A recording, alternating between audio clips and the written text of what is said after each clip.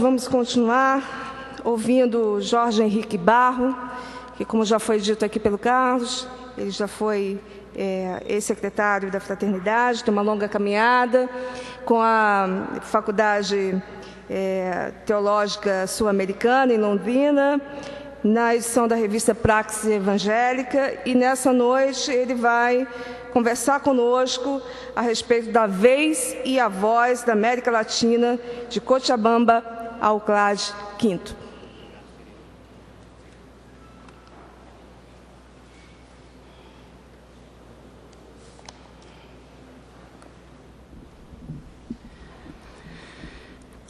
O Bebeto só esqueceu de dizer que ele é o prefeito daquele lugar. É brincadeira, gente, não é não? Que trabalho lindo, né? Hã? Já está discutindo aí, ó. Já está discutindo se vai ser ou não o prefeito, né? Vai ser igual o Calvino, né? Prefeito lá de... Beleza, Bebeto? Parabéns, viu, meu irmão? Nosso tema dessa reflexão dessa noite é na área de história. E eu não sou historiador. A única história que eu conheço, mais ou menos, da minha vida. Mais ou menos. Mas com mais propriedade aqui os historiadores poderiam fazer essa reflexão. E assim como na linha do Robson, que disse que foi convidado para falar porque é um dos poucos que está vivo, e talvez porque eu seja o único que está representando o Brasil na Continental. O Ricardo Barbosa foi o nosso vice-presidente por um bom tempo. E Deus tem me dado o privilégio de estar lá servindo o Brasil, vocês, a nossa caminhada também como vice-presidente. A hora e a vez da América Latina, de Cochabamba a CLAD V. Eu entendo que o título deveria ser do CLAD I a CLAD V, porque antes de Cochabamba, que vamos ver daqui a pouco, não sei se a intenção do comitê diretivo era tratar exatamente do nascimento da Fraternidade de Teólogos Latino-Americana, ou se voltar um pouquinho antes para tratar o CLAD I. Então, me aventurei a voltar um pouco na nossa temática, que vai do CLAD I, passando por Cochabamba, até o CLAD V, como o próximo congresso que teremos pela frente. São 4 décadas, 4 congressos. Estamos comemorando de CLAD I 41 anos como fraternidade teológica, 40 anos de existência. Desde o CLAD I, 41 anos. O primeiro Congresso Latino-Americano de Evangelização realizou-se de 21 a 30 de novembro de 1969. Quase exatamente uma década depois, em novembro de 1979, surge o CLAD II. E como veremos, houveram substanciais diferenças entre ambos os encontros, desde o primeiro ao segundo. O congresso seguinte, CLAD III, demorou 13 anos e é realizado somente em 1992. E o quarto chegou antes de completar-se uma década, o CLAD IV, que vem e coincide justamente com o novo milênio no ano de 2000. Vejamos um pouco da história, como nos desafiou o Ronaldo Cavalcante, que nós devemos sempre relembrar esse movimento, essa história, porque muitas das crises que eu já percebi nesse encontro, inclusive nessa consulta, são provenientes de algumas perspectivas históricas que vão ficando, às vezes, esquecidas. Então, muitas das nossas crises poderão também ser resolvidas se olharmos com cuidado para a história e o que os nossos irmãos que já foram e continuam vivos fizeram e proporam na nossa caminhada enquanto fraternidade. O CLAD I, Bogotá, Colômbia, de 21 a 30 de novembro de 1969, leva esse tema, ação em Cristo para um continente em crise. A Ruth Padilha, filha do René Padilha, que é a nossa atual secretária-geral, ex-presidenta da FTL, ela disse que esse encontro foi o desencontro catalisador dos encontros. O desencontro catalisador de encontros. Foi aí, em Bogotá, em 69, no contexto da preocupação, como já foi dito aqui, com o evangelismo norte-americano para reativar e reenergizar o movimento de evangelização mundial.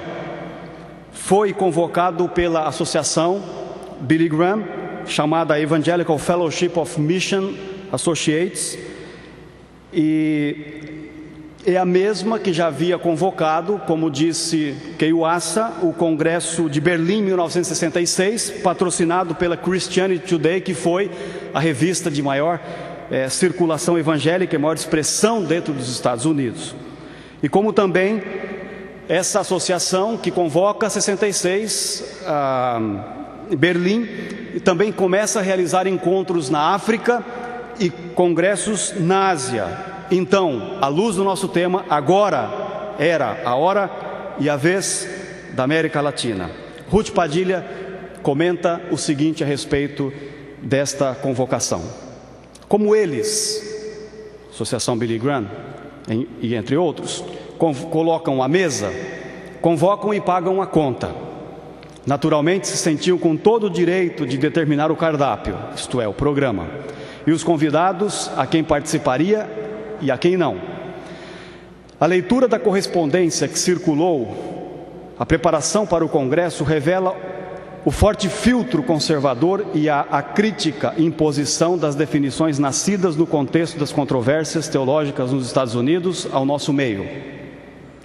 A percepção dos líderes norte-americanos à mesa do CELA 3, a terceira conferência evangélica latino-americana, era vista como liberal e, portanto, como uma ameaça a qual se devia confrontar, disse Salinas. CLAD I seria o espaço no qual os líderes evangélicos norte-americanos corrigiriam a má dieta oferecida pelos movimentos progressistas ao redor do Concílio Mundial de Igrejas e seus simpatizantes. O tema do CLAD I foi este: ação em Cristo para um continente em crise. E o mundo de fato estava em ebulição. Duas guerras quentes, 1950 a 1953, que é a Guerra da Coreia. De 1962 a 75, a Guerra do Vietnã. E uma Guerra Fria entre Estados Unidos e União Soviética, luta pelo capitalismo, representado pelos Estados Unidos, e socialismo defendido pela União Soviética. Um marco na história foi o dia 20 de julho de 69, que nós lembramos bem, quando o Apollo 11 foi a quinta missão tripulada pelo programa Apollo e o primeiro a pousar na Lua, tripulado pelo astronauta Neil Armstrong. Todos nós temos, a maioria de nós recorda deste evento. A década de 60 e 70 na América Latina foi marcante do ponto de vista teológico. E eu quero mencionar aqui um pouco desta latência do campo religioso latino-americano nesta época para o surgimento do CLAD I e futuros desdobramentos. Destaco o Concílio Vaticano II, que foi o 21º Concílio Ecumênico da Igreja Católica, foi convocado no Natal, de 25 de dezembro de 1961, através da bula papal Humanae Salutis, pelo Papa João Paulo XXIII. Esse mesmo inaugurou no dia 11 de outubro de 1962, ano em que eu nasci. O concílio, realizado em 4 sessões, só terminou no dia 8 de dezembro de 3 anos mais tarde, de 1965. Portanto, um congresso longo, considerado, portanto, Vaticano II.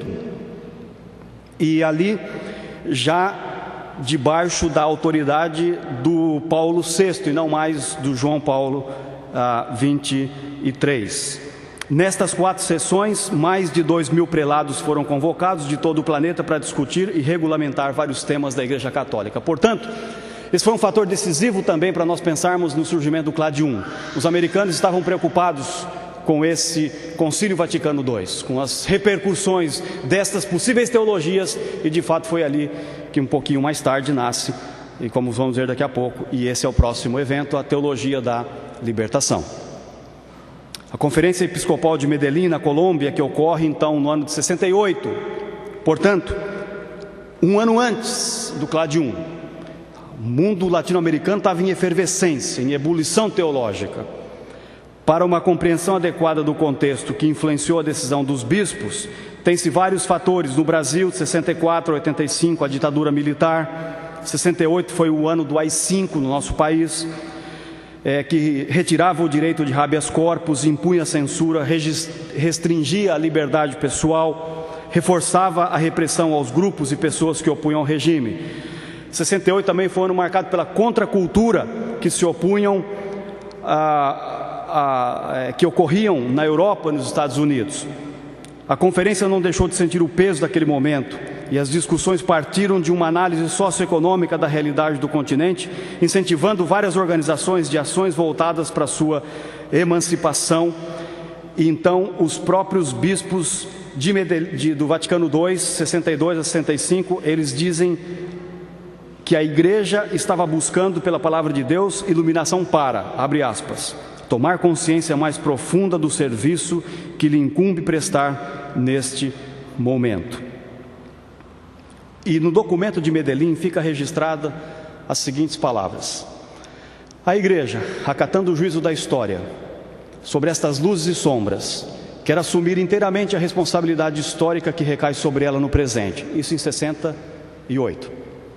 Não basta certamente refletir, como alguém já criticou aqui. Alguns vêm aqui e falam assim, não, só para falar, não sei o que, bababá, a gente já está escutando isso, já de longa data, não é apenas nessa consulta da FTL. Conseguir mais clarividência e falar, é necessário agir. A hora atual não deixou de ser a hora da palavra, mas já se tornou com dramática urgência a hora da ação. A gente pensa que isso é um negócio novo. 68, Medellín está falando, chega de falar, vamos fazer. A América Latina está evidentemente sob o signo da transformação e do desenvolvimento. Transformação que, além de produzir-se com uma rapidez extraordinária, atinge e afeta todos os níveis do homem, desde o econômico até o religioso. Isso está registrado no site do CNBB, essas palavras desse congresso. Então, no contexto deste congresso, surgem expressões como casamentos da igreja com os pobres.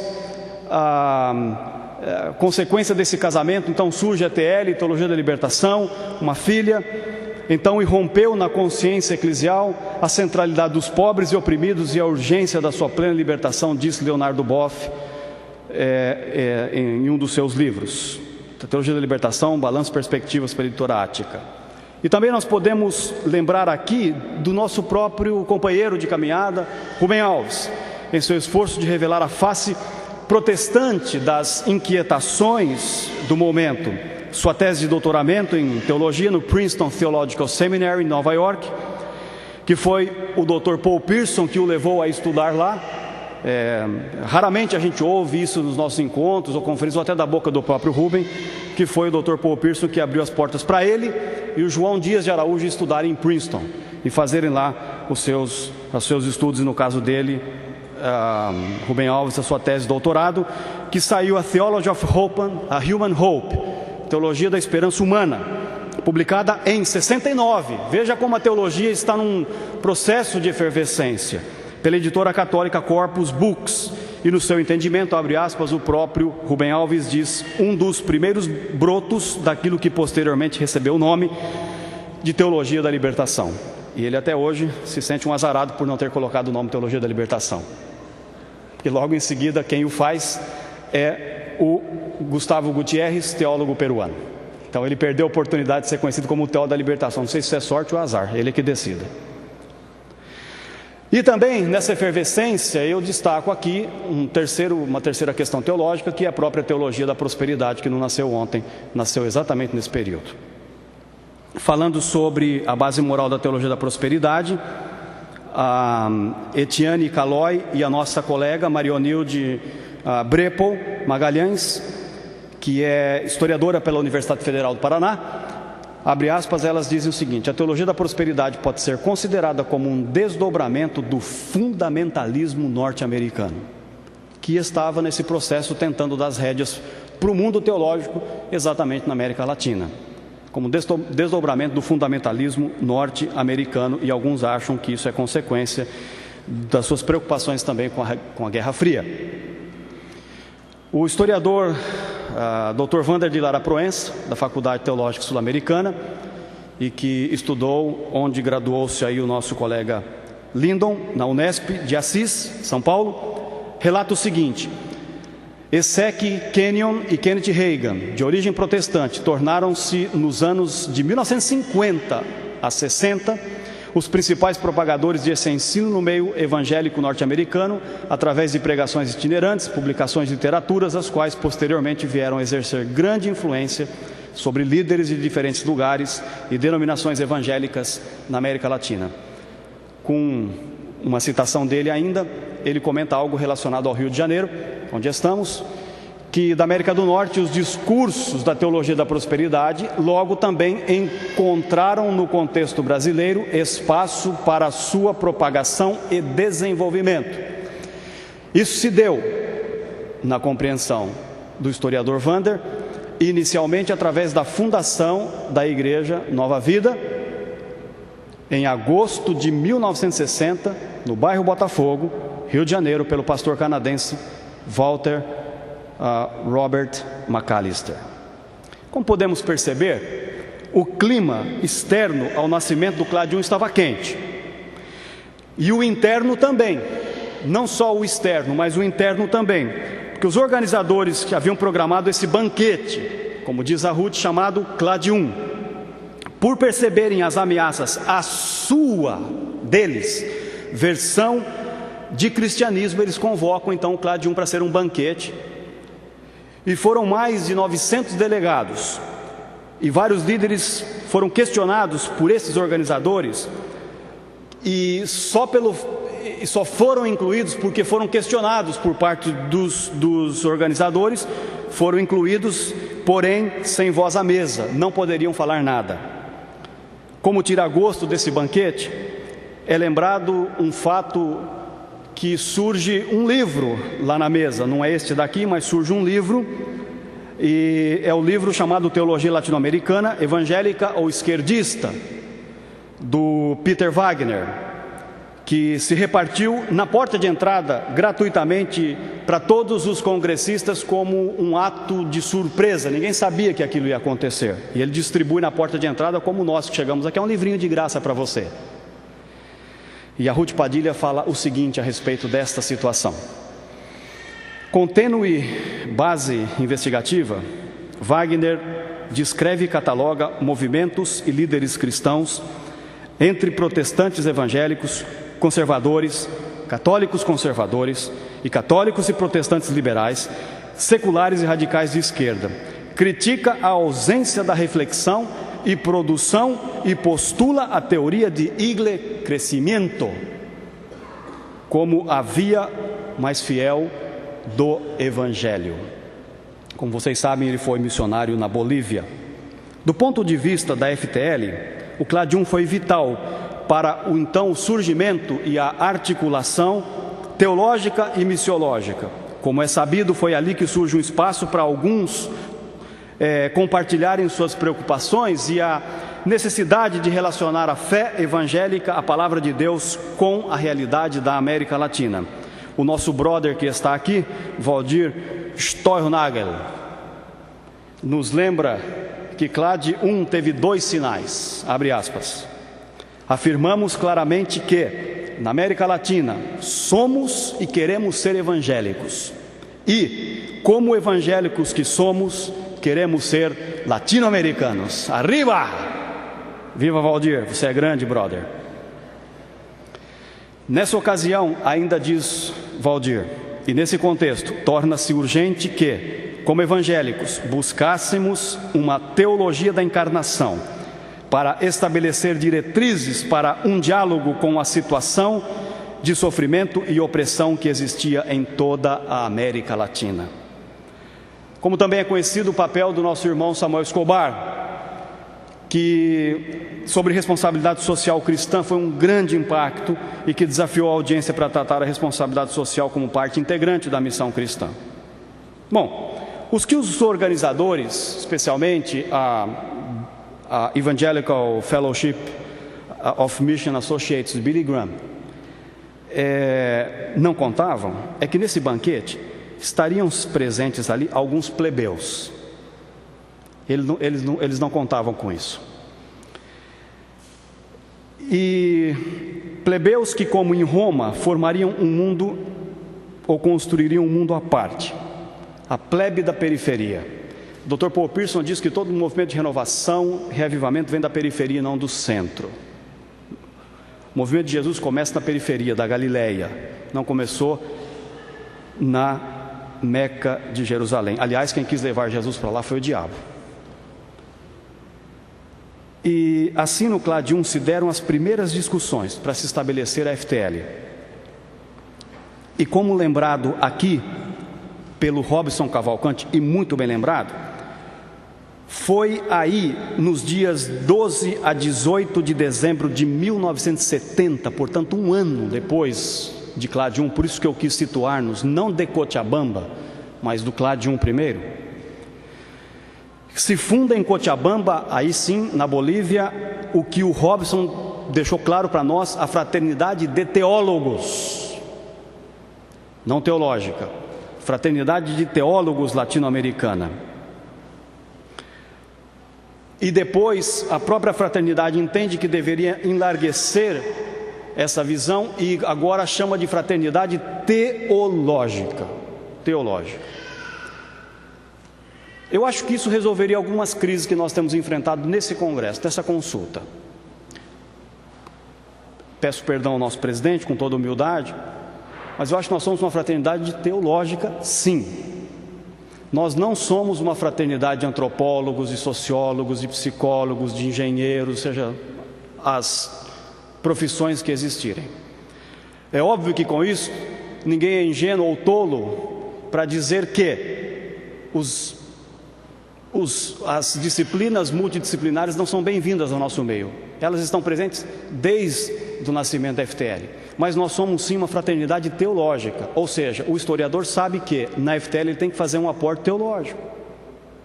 O antropólogo, o sociólogo, etc. Porque senão nós não vamos ser nada, gente. E nós vamos viver em crises eternas. Ora, existe a Associação Brasileira de Historiadores, a Associação Brasileira de Sociólogos, a associação tem as suas associações. E lá se discute do ponto de vista da área do saber. Pode não ser evangélica, pode não ser cristã, então vamos abrir a cristã. A Associação de História, lá como o Lindon está propondo, lá dos historiadores cristãos, etc. Mas a nossa fraternidade é uma fraternidade teológica. O aporte que nós fazemos para o mundo é teológico. E eu já participo de tantos congressos e tantos eventos, eu percebo essa crise sempre recorrente no nosso meio. Nós deveríamos incluir tal tema, nós deveríamos incluir tal coisa, mas nós somos uma fraternidade teológica e que quer dar uma contribuição para a América Latina do ponto de vista teológico. Ninguém está incluído, mas sabe que ao se incluir terá que fazer uma leitura teológica também. Então essa é uma percepção que eu acho que nós devemos manter e ganhar. Todo mundo é bem-vindo, ninguém é excluído. Eu nunca vi a FTL excluindo ninguém, mas nós também não podemos colocar nas costas da FTL uma agenda que não é dela, senão nós vamos perder a nossa identidade enquanto movimento, enquanto segmento, enquanto contribuição. Então eu já resolvi essa crise dentro do meu coração, né? E quando às vezes surge no nosso meio, nós temos que nos lembrar que ela surgiu como uma fraternidade de teólogos, quis abranger um pouco mais fraternidade teológica latino-americana. E caso contrário, então, a gente deve abrir outros espaços. E a outra crise que eu reputo, que nós temos e já verificado nessa consulta, é que nós temos pouquíssimos espaços, pouquíssimos fóruns para discutir outras coisas que são extremamente pertinentes e relevantes, como a questão das artes. Extremamente pertinente, extremamente relevante. Mas nós queremos colocar isso tudo debaixo dos ombros do guarda-chuva da FTL. É impossível, impossível.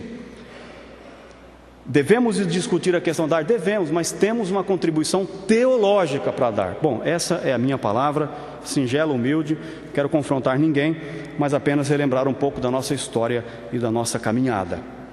Ali na mesa dessa fraternidade de teólogos, quero mostrar uma foto histórica para vocês. Vamos lá, brother, por gentileza, me ajuda aí, pode passar.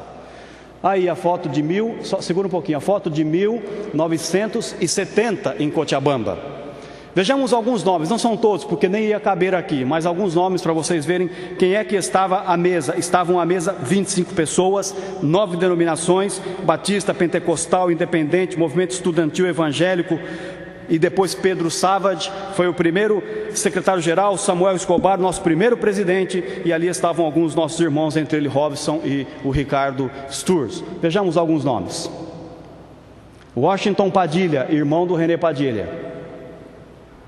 Pedro Arana, estivemos juntos agora em Lima, semana passada, pastor presbiteriano, está firme no Senhor, graças a Deus.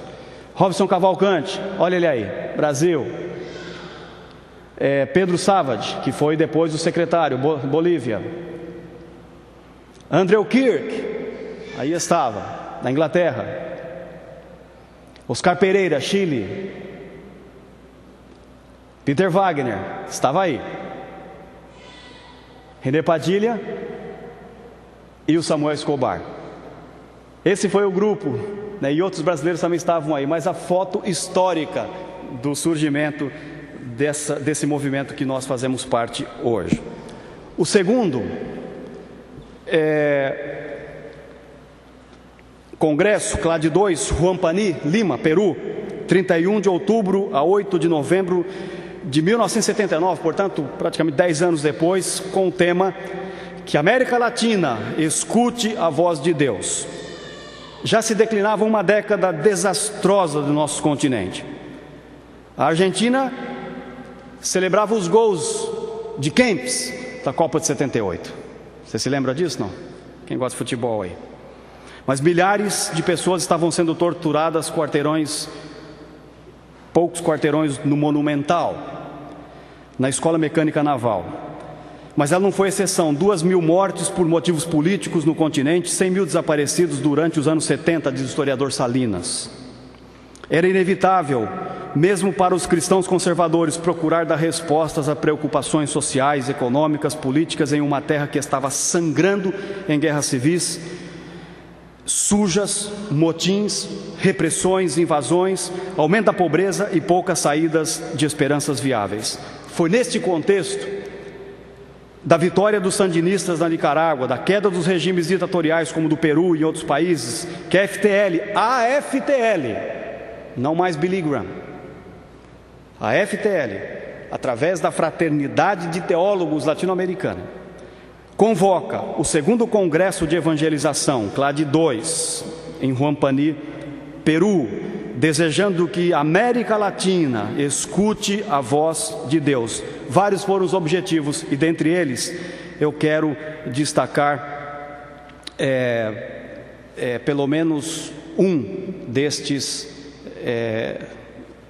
congresso: incentivar a mobilização dos evangélicos do continente para uma evangelização verdadeira e eficaz. Ninguém pode dizer que a FTL não enfatizou a evangelização no continente latino-americano. Sempre foi um ardor no coração dos nossos fundadores a evangelização da América Latina. Destaco aqui, por exemplo, Orlando Costas, já falecido. Orlando Costas era um evangelista estilo Billy Graham. Ele tinha aqui um cara que tocava e cantava ao lado dele num piano, em praça pública. A gente se esquece desse lado do Orlando. Um tremendo de um evangelista, mas um tremendo de um teólogo. Então, se todos os nossos evangelistas fossem teólogos e se todos os nossos teólogos fossem evangelistas, seria uma grande diferença. Uma grande diferença, porque tem muito evangelista que não tem nada de teologia e tem muito teólogo que não tem nada de evangelização. Orlando não. Orlando é um exemplo para nós, de um evangelista que é teólogo e de um teólogo que é evangelista. A organização do CLAD 2 e seu programa confrontaram a liderança da FTL com a pressão que alguns evangélicos do exterior, procurando definir quem deveria e quem não deveria ser convidada. Este foi um momento decisivo de aprendizagem para esse grupo que estava iniciando as suas caminhadas em obediência à palavra de Deus e recusa-se a fazer as coisas condicionada pelo mamão, por dinheiro. Ao contrário de CLAD 1, desta vez os participantes são convocados pela América Latina. Sidney Roy também esteve conosco agora em Lima, 84 anos, um modelo para todos nós, de um excelente, um homem, um historiador notável que formou gerações de historiadores na América Latina, 84 anos, notável historiador, afirma que ele mesmo ficou dentro dos apenas 10% no CLAD 2 que foram destinados aos americanos, que seriam bem-vindos para a reunião. Tampouco recebeu dinheiro dos Estados Unidos. 40% dos fundos foram levantados na América Latina e o restante veio de igrejas amigas da Europa, diz o historiador, diz Salinas. 266 participantes. Veja, quando não tem dinheiro. O primeiro teve 900, o segundo 266. Veja a inferência do dinheiro. 39 denominações, 22 países. O objetivo principal foi considerar juntos a evangelização que somos chamados a cumprir nas próximas décadas no nosso contexto histórico. E daí surge, eu trouxe só algumas coisinhas, não dá para trazer muita coisa, esse material lindo chamado América Latina e a Evangelização nos anos 80, congresso auspiciado pela Fraternidade Teológica Latino-Americana. Depois, se você quiser dar uma olhadinha, mas sem levar para casa, você pode vir aqui e pegar esse material e saboreá-lo um pouquinho. Líderes da FTL suspeitaram que grupos conservadores no sul e o norte estavam fazendo algumas coisas. Nascimento do CONELA, Confraternidade Evangélica Latino-Americana, em abril de 82. Por exemplo, resulta em grande parte de setores que julgam com demasiada progressista a teologia e a missiologia da FTL. Emílio Nunes diz o seguinte: após o Congresso de Wheaton, em 1966, Bogotá, 69, Lausanne, 74, a relação entre evangelização e preocupação social não era uma questão importante em Huampani. Parece que a maioria dos participantes da conferência dava por sentado. Essa crise estava resolvida, parece lá, de que a evangelização e a responsabilidade social devem andar juntas na realização da missão da igreja. E Emílio Nunes nós conhecemos que não é um teólogo, é um teólogo de linha mais conservadora, mas ele entende que já estava assentado. Nasce aqui o surgimento da INFEMIT, que é esse movimento internacional evangélico de teólogos da missão, e em Bangkok em 82 e México 84 como reuniões. Antes de dizer adeus aos anos 80 e partirmos para o CLAD 3, notamos que, embora sejam adicionadas novas pessoas à mesa, as mulheres são notáveis pela sua ausência. Beatriz Couch contribuiu para o encontro sobre o aborto. Elsie Powell participou em nome da FTL na reunião do IAPSH. No entanto, não apareceram até 1992. Nada. As primeiras mulheres nos registros dos líderes do movimento. Somente na 6ª Assembleia Geral, desde a sua fundação, se incorporam ao comitê presidido pelo Valdir Stuernagel, a irmã Carmen Pérez, como nossa vice-presidenta, e Camargo Dorothy Quijada como tesoureira. Ela está viva, viu, Valdir? Ela está viva. Nos encontramos agora lá em Lima, a irmã Dorothy Quijada, a tesoureira da FTL, sua tesoureira. Mandou um beijo para você, Valdir. Mandou um beijo. Que coisa boa. Mas as mulheres ausentes nessa caminhada. CLAD 3, por gentileza. Quito, Equador. Quem participou aqui do CLAD 1? Vamos ver, 1. Opa, tem uma representante, é isso? Pelo que eu estou vendo, fique em pé só um minutinho, por favor, depois o pessoal te abraça aí. CLAD 1, né? Beleza, abraça a irmã lá antes que ela parta. Bom, CLAD 2. Quem participou do CLAD 2? Valdir. Pelo jeito aqui hoje é você, Valdir. Do CLAD 3, esse daqui em Quito, Equador. Carlinhos, estivemos lá, eu estive lá, Valdir também esteve, o Wilson, que eu estou vendo aqui. Quem? O Ricardo Agreste também o Ricardão, nossa, fomos lá ver o Cotopaxi, lembra, Ricardo? O Wilson, cadê você, brother? Wilson, eu te levei direto para o hospital, você me deve essa, meu amigo. O Wilson desceu do Cotopaxi e foi direto para o hospital, o bicho quase que bateu a bota ali, o coraçãozinho dele não aguentava. Maravilha, né, Wilson? Que recordação foi aquela do Cotopaxi. Então estávamos lá, todo o evangelho para todos os povos, a partir da América Latina, de 24 de agosto a 4 de setembro de 1992. A década de 90 havia iniciado com a simbólica queda, do Muro de Berlim e com essa intensificação dos processos de ajuste econômico por parte dos países devedores com as suas entidades credoras mundiais. O ano de 92 também foi marcado e significativo para o cumprimento dos 500 anos de opressão, colonização, descoberta e evangelismo. Apenas lembro aqui o esforço do teólogo Leonardo Boff em sua proposta para se repensar a evangelização feita nos anos 500. Seria necessária uma nova evangelização? Pergunta ele. Em seu livro América Latina da Conquista, a nova evangelização, pela editora Ática, Leonardo propõe uma igreja mais dialogal, menos hierárquica, mais autóctone, menos europeia, mais católica, menos romana, mais franciscana, menos jesuítica. Novamente, com o apoio da FTL, convoca o CLAD 3, vão os delegados para Equador, Quito, na escola Anderson, em 92, com uma assistência de 1.080 pessoas, de 24 países, tornando-se, na minha opinião, um dos eventos mais significativos e importantes do povo de Deus na América Latina. Todo evangelho para todos os povos, a partir da América Latina. A organização do congresso, as reuniões plenárias, os seminários, os workshops foram centrados em torno deste tema. Um aspecto importante desta reunião foi a presença de jovens, aí sim mulheres, e povos indígenas, marcante também pela participação dos povos indígenas. Os irmãos indígenas, de cerca de 300 deles, dos 1.800, não foram poucos.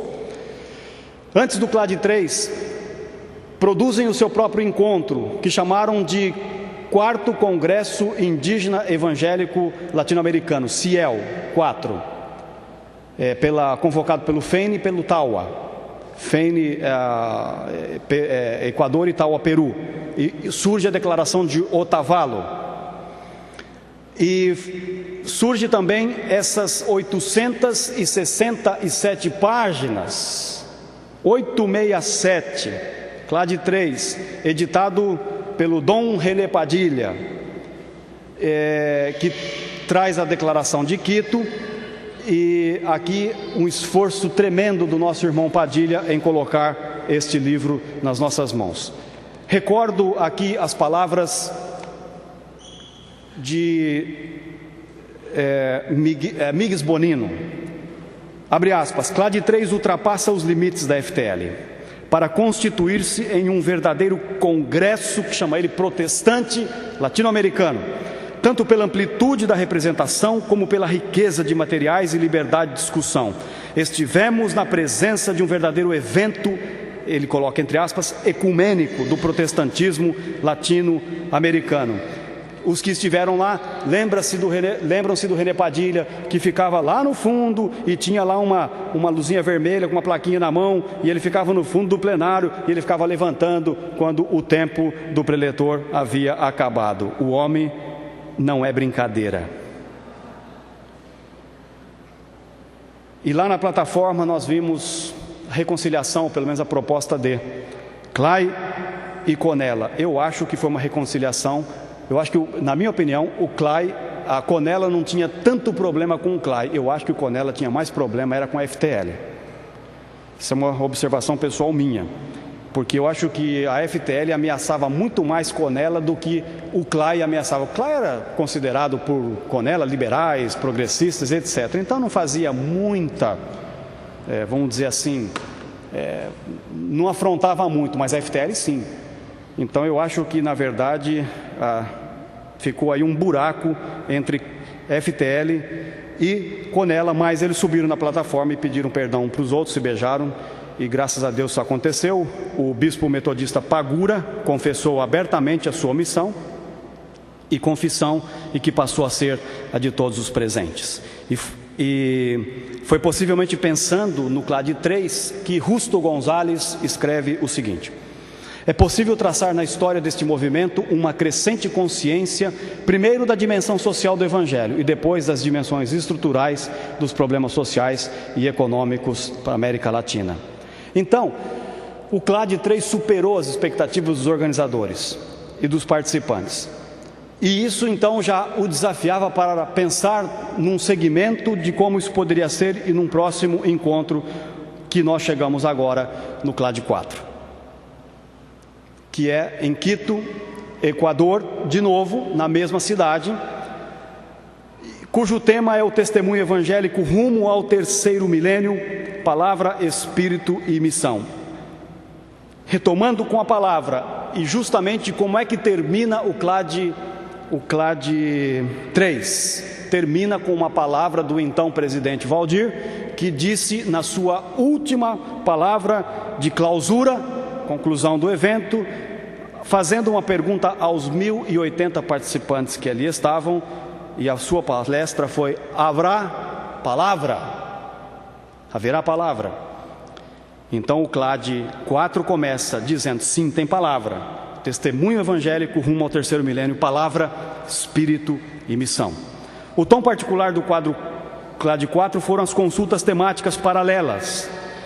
E às vezes a gente participa de um evento e fica falando: só fala, não acontece nada, só fica na teoria. Não é bem assim, não é bem assim. Tem que participar do movimento no seu todo, na sua complexidade, na sua história, na sua intencionalidade, para dizer o que esse movimento está produzindo. Eu sempre escuto, por exemplo, algumas frases do tipo assim: a FTL fica na teoria, não chega na prática. Eu, honestamente falando, não acho que seja verdade. Assim como eu sempre ouvi como presbiteriano falando de Calvino: Calvino sempre não tem missão em Calvino. Mas não tem para quem não quer ver. Eu não acho que isso seja verdade. Exemplo: foi lá no CLAD 4, no meio do CLAD 4, que surgem vários temas de discussão, como a presença cristã no meio acadêmico, ministérios editoriais. Lá houve um espaço para discutir a questão da educação teológica, a missão integral da igreja, ministérios das crianças, e foi precisamente esses dois últimos, ou seja, a missão integral da igreja, o ministério das crianças, que lá no meio do CLAD 4 surgem duas redes que estão entre nós até agora. A primeira rede foi a rede do caminho. Quem já ouviu falar da rede do caminho? Rede del Camino. Ela está aí, está atuando, a rede do caminho. E a segunda, quem já ouviu falar do movimento Juntos por la Niñez? Alguém já ouviu falar isso ou não? Juntos por la Niñez? Então, nós temos coisas. Cadê o Wellington da Visão Mundial? Saiu? Teve uma reunião aqui em Campinas, não foi? Juntos por la Niñez? Teve uma reunião em Campinas para dar seguimento, ou seja, para se pensar uma teologia que alcance as crianças.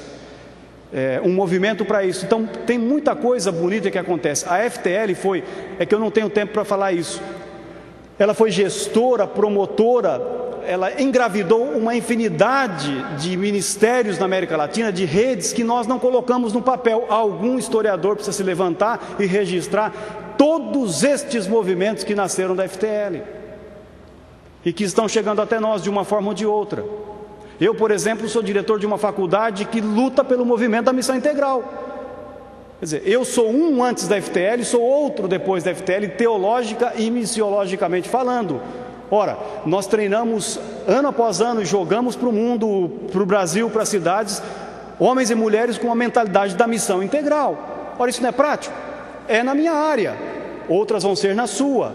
Mas dizer que a FTL não tem formado essa produção prática, não, isso não é verdade. Nós vamos cuidar um pouco mais com a crítica que nós fazemos a nós mesmos. CLAD 4 faz então uma trajetória histórica do povo evangélico na América Latina, um crescente compromisso com a missão integral. E Emílio Nunes diz o seguinte: incentivados a pensar por nós mesmos, de ouvir outros pontos de vista, teologicamente interagir com outros líderes evangélicos, para avaliar e reavaliar nossa teologia de missão e, acima de tudo, voltar às Escrituras. Se tem um tema mais antigo na FTL, é a Escritura. Se tem um tema que a FTL devotou em toda a sua existência, é a palavra de Deus.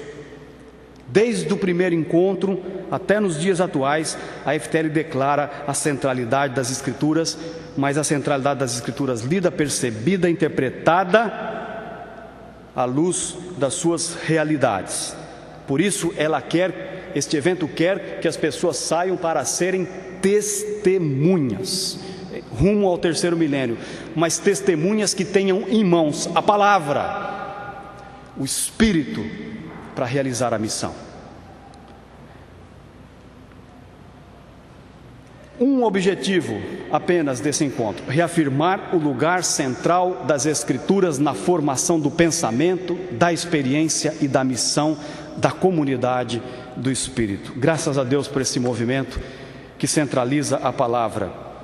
Tito Paredes, antropólogo peruano, diretor do SEMA, diz: é nossa oração que o nosso Deus continue o bom trabalho que ele começou antes do CLAD 1 e confirme até refinar a CLAD 4 para a sua glória e sua honra, a edificação do seu povo na América Latina, no cumprimento da sua missão, no total mundo para entrarmos no século 21. Pois bem, outras coisas poderiam ser ditas do CLAD 4, mas é suficiente. E agora, finalizando, entrarmos no CLAD 5, nosso próximo desafio. CLAD 5 vai ser realizado, o comitê diretivo da FTL Continental se reuniu há 10 dias atrás na cidade de Lima, Peru, onde também culminou um encontro de história que nós tivemos. Eu acho que esse é um desafio para a FTL, os historiadores que estão aqui que se levantem nesse aspecto, né, Lindon? Aquilo que foi feito lá pode ser feito aqui, né, no nosso meio, que é observar, analisar o bicentenário do protestantismo na América Latina. A FTL não pode deixar isso em branco. Nós temos que fazer alguma coisa. O bicentenário da inserção, do surgimento do protestantismo na América Latina. Isso tem que ser feito. Então, já fica aí um desafio, uma pauta para pensarmos um pouco sobre isso. E lá, então, em Lima, nós discutimos, houve uma consulta pelo Carlos Mondragon, que é da Universidade Federal do México, trabalhou o evento e vieram historiadores da América Latina. O Lindon nos representou lá e muito bem, por sinal, trouxe a sua ponência, a sua palestra, e terminamos a consulta, onde fiquei pensando, meu Deus, será que é o fim do mundo? A FTL, os evangélicos, ainda mais no Peru, de história de Sendero Luminoso, o japonês doido que seguiu naquele país, com o presidente, dentro do Congresso Nacional Peruano, fizemos a clausura da consulta de história. Já pensou onde no mundo que a gente ia pensar que a gente ia fazer um encerramento de uma consulta dentro do Congresso peruano? Um evento histórico. E ao nosso lado estava uma senadora, se bem que eles falam congressistas e não senador, então são 120 ao todo no Peru, não tem deputados nem estaduais nem federais, apenas congressistas. Estava do meu lado à mesa a mulher que é responsável hoje por contribuir para um texto na legislação a respeito da liberdade religiosa naquele país, que eles estão brigando lá por uma questão específica. O CLAD 5 vai ter esse tema: seguir a Jesus em seu reino de vida. Ora, foi falado aqui a questão do tema do reino. O CLAD 5 vai trazer isso de volta, falar disso. Seguir a Jesus em seu reino de vida. Guia-nos, Espírito Santo. Dados os contextos e propósitos de Deus para o seu mundo, incluindo a América Latina, então era oportuno que a FTL convocasse uma nova mesa, um novo evento. O último foi em 2000, agora vamos 12 anos depois para o CLAD 5. E esse congresso, esse encontro, propõe a ser o que a nossa secretária-geral, Ruth Padilha, está enfatizando e pedindo para que nós todos venhamos a enfatizar. Não um evento, mas um processo.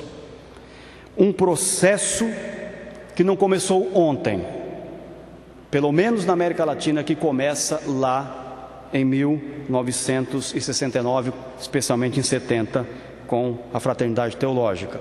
Um processo que tem história de teológico, de comunhão, confissão e celebração da missão de Deus no contexto latino-americano. Então, o CLAD 5 tem pela frente os desafios da pertinência e os desafios da fidelidade. Os eixos centrais, eu acho que eu coloquei aí, os eixos centrais que acontecerão...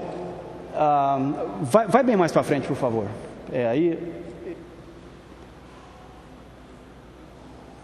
Aí. Os eixos centrais são estes: seguir a Jesus. Então, na primeira terça-feira, ou na terça-feira do encontro, que o encontro vai começar numa segunda-feira, da primeira ou segunda semana de julho de 2012. Não sabemos ainda porque vamos estar numa escola, e essa escola tem lá suas datas acadêmicas, calendários, e não sabe ainda quando que aquela escola ficará totalmente livre e vazia para que nós estejamos lá, aproximadamente 1.000 pessoas, 1.000 participantes. Iniciamos na segunda-feira à noite. Na terça-feira vamos nos encontrar debaixo dessa temática, seguir a Jesus. Por quê? Como Igreja de Jesus Cristo, necessitamos aprender a segui-lo, a encarnar com compromisso de um discipulado integral. O primeiro eixo é o cristológico que desemboca no discipulado. É isso que nós vamos discutir ali no primeiro dia. No segundo dia, reino de vida, quarta-feira, porque o reino de Deus é reino de vida, mesmo em um contexto latino-americano atormentado por expressões múltiplas de morte. Portanto, o segundo dia será devotado a essa temática teológica do reino de Deus, portanto, um eixo mais teontológico, um eixo mais missiológico, um eixo onde nós vamos perceber a missão de Deus através do seu reino. E o terceiro, na quinta-feira, guia-nos Espírito Santo, porque é nosso apelo, grito, uma confissão em um ambiente em que muitos evangélicos são triunfalistas em relação ao crescimento numérico e acesso ao poder. Então, com isso, nós iniciamos na segunda-feira, com o eixo cristológico na terça, com o eixo da Missio Dei, Reino de Deus, na quarta-feira. Na quinta-feira vamos para o eixo pneumatológico e na sexta-feira terminamos com a celebração trinitária da missão. Portanto, um processo que culmina na Trindade e na percepção da missão trinitária. É isso que nos levará a CLAD 5. Através disso, o que a FTL procura nesse encontro? Ela definiu da seguinte forma: construir um movimento que envolva a participação de muitas pessoas, igrejas, instituições teológicas, as organizações de serviço e outras instâncias do povo evangélico da América Latina e no Caribe em torno do eixo central. 2. Promover a reflexão sobre o Evangelho e seu significado para os seres humanos e a sociedade. 3. Contribuir para a vida e missão da Igreja na América Latina e no Caribe, no século XXI, com a consciência crescente da realidade do nosso contexto. 4. Servindo como uma plataforma de diálogo entre as igrejas cristãs, ministérios, redes e movimentos cristãos da América Latina e do Caribe e do mundo. 5. Promover oportunidades para a fraternidade teológica latino-americana aumentar seu serviço como facilitadora do movimento de reflexão, como uma plataforma para o diálogo cristão-evangélico da América Latina e no Caribe. Portanto, é um processo que culminará na reunião com muitos irmãos e irmãs da nossa querida América Latina. Finalizando, explicando um pouco a participação nesse processo,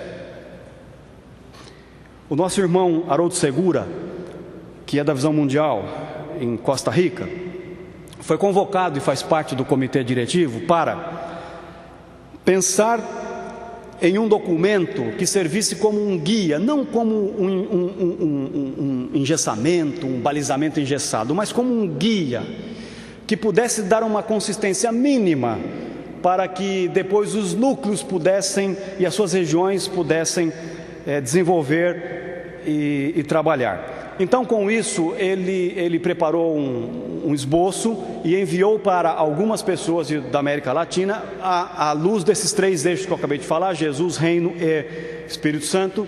Dando algumas perguntas, o Carlinhos mesmo recebeu, respondeu, enviou. Então, nós mesmos, sem saber que é do Carlinhos, quem é que escreveu quem, nós vamos ter acesso a esse documento.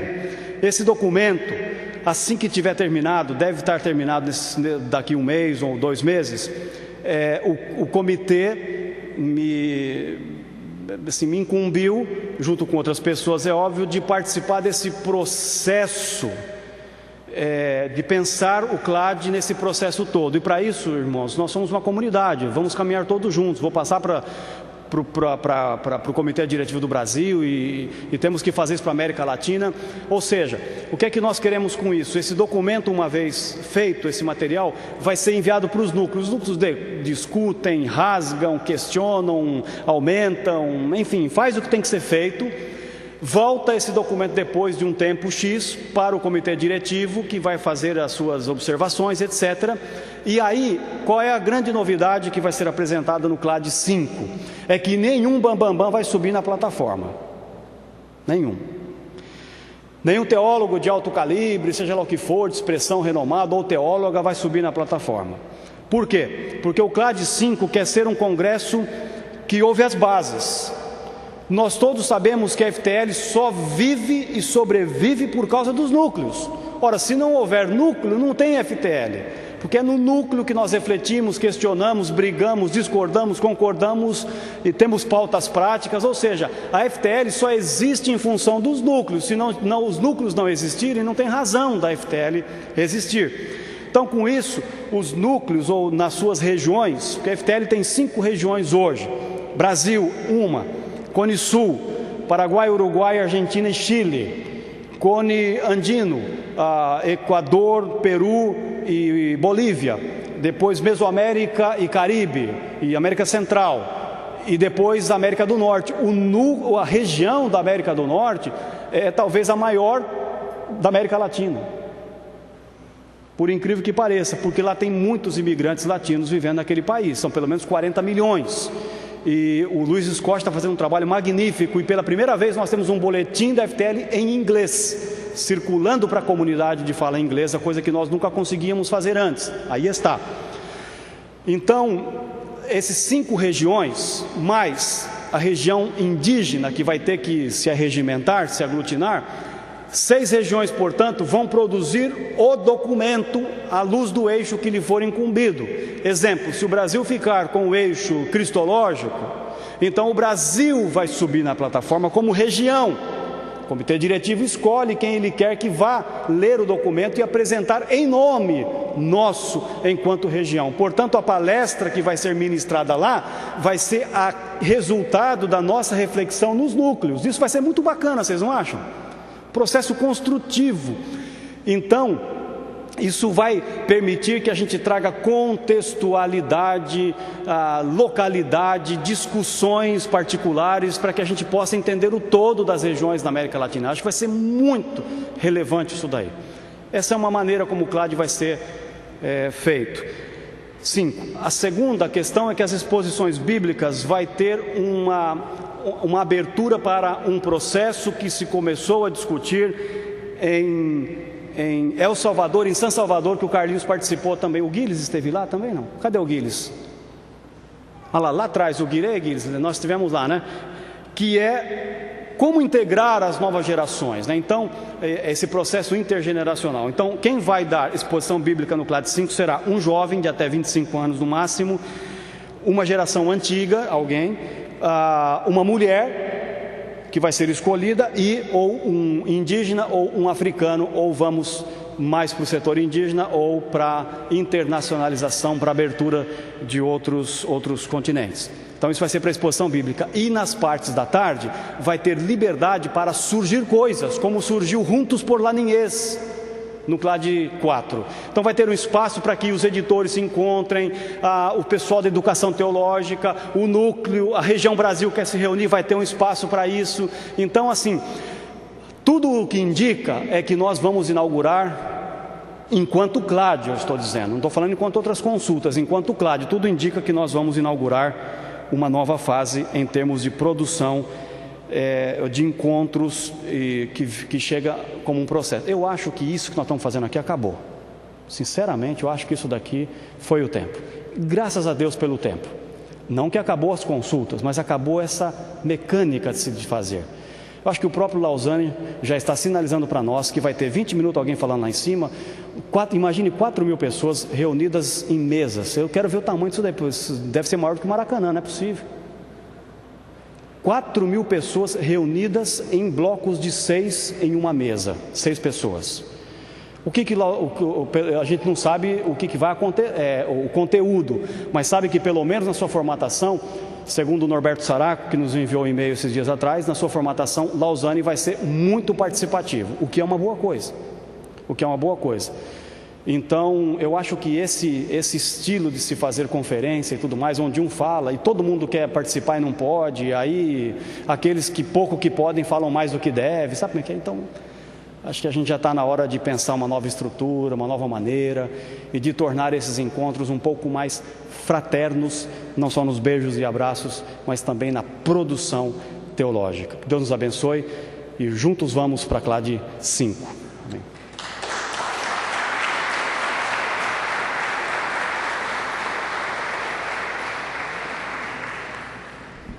Obrigada, Jorge. Clemir relembrou ali que Renas também surgiu a partir do CLAD 4, né? E eu não vou me furtar ao comentário de dizer que, Carlinhos, nós já tivemos paciência demais como mulheres, você não acha, não?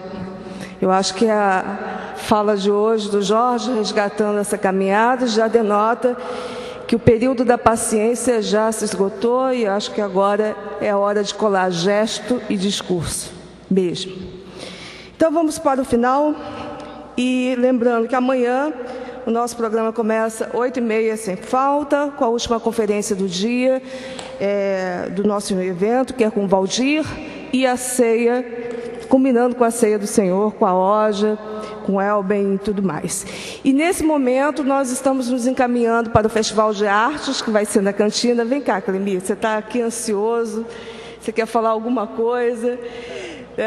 E só para finalizar, o Festival de Artes é aqui na cantina, estão todos convidados e convidadas, com Carlinhos Veiga, com uma quantidade de músicos aí interessante. Roberto Diamanso.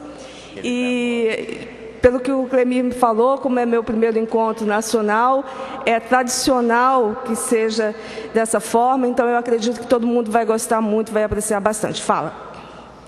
Silvia queria que eu enfatizasse o encontro do ano passado em Fortaleza, com essa hora, esse momento do Festival de Arte é tão rico e a gente parece que essa dimensão da arte que tem sido mencionada por aí é levada assim às últimas consequências e o festival de fato se torna uma celebração grande. Pena que não tem muita gente aí do Nordeste dos grupos que geralmente vem, mas os que estão aí sei que vão contribuir muito. Então a gente vai lá para a cantina e agora não é uma parte extra programa, é uma parte importante e fundamental do programa Festival de Arte, não é um adendo, é fundamental e o Carlinhos preparou há muito tempo com o Diamanso, o Pedro, tem muita gente aí. Então a gente vai para a cantina, tem um biscoito lá também para quem está com muita fome já, mas a gente vai poder celebrar esse momento lá na cantina, por favor. Ok. Oja ontem falou a respeito da revista Flor de Manacá e ela vai falar rapidinho. Bem rápido. Algumas pessoas quiseram saber da revista, nós não temos um esquema de distribuição ainda. É um trabalho de comunidade, de mulheres, mas estamos com a segunda edição, a primeira esgotou. E a segunda edição da revista tematiza o êxodo, a ação libertadora das mulheres nessa história. A história do êxodo contada pelas mulheres do êxodo que não são ausentes, não são conhecidas, não se falou muito delas, mas estamos resgatando as parteiras hebreias e tantas outras mulheres que sem sua ação libertadora nunca haveria Moisés libertador. Então, se alguém quiser, me procura, custa R$10 a revista. E para corrigir essas notáveis ausências, que não é porque as mulheres não quiseram estar, mas porque não foram empoderadas para estar. A leitura bíblica contextual ajuda, e o objetivo dessa revista é trabalhar isso. Mulher, Bíblia e, no caso, o Nordeste. E aí a gente precisa fazer isso em outros contextos. Obrigada. Vamos ficar em pé, por favor, e dizer que, se não éramos empoderadas, agora nós somos.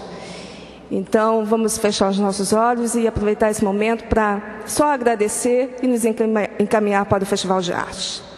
Senhor, muito obrigada, porque somos homens e mulheres que desejam colar o discurso aos gestos e continuar nessa caminhada.